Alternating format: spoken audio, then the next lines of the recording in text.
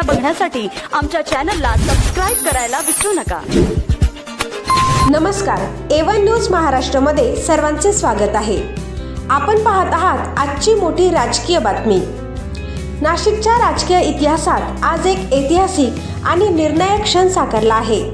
ठाकरे बंधू उद्धव ठाकरे आणि राज ठाकरे तब्बल अनेक वर्षांनंतर एकाच व्यासपीठावर एकाच सुरात आज नाशिक येथील अनंत कान्हेरे मैदानात पार पडलेल्या भव्य जाहीर सभेत शिवसेना, उद्धव बाळासाहेब ठाकरे पक्षप्रमुख माननीय उद्धवसाहेब ठाकरे आणि महाराष्ट्र नवनिर्माण सेनेचे अध्यक्ष राजसाहेब ठाकरे यांच्या उपस्थितीने संपूर्ण नाशिक ढवळून निघाले।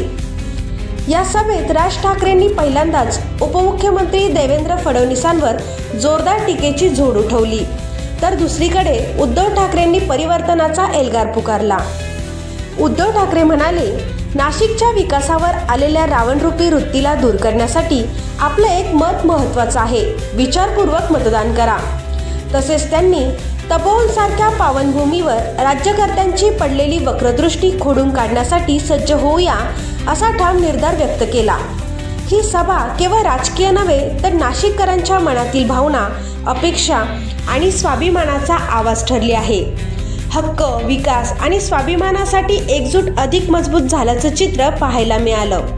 या ऐतिहासिक सभेला शिवसेना, उद्धव बाळासाहेब ठाकरे आणि महाराष्ट्र नवनिर्माण सेनेचे पदाधिकारी, उमेदवार, शिवसैनिक आणि मनसे सैनिक मोठ्या संख्येने उपस्थित होते। प्रतिनिधी भाऊसाहेब हांडोरे, A1 न्यूज महाराष्ट्र, सिन्नर।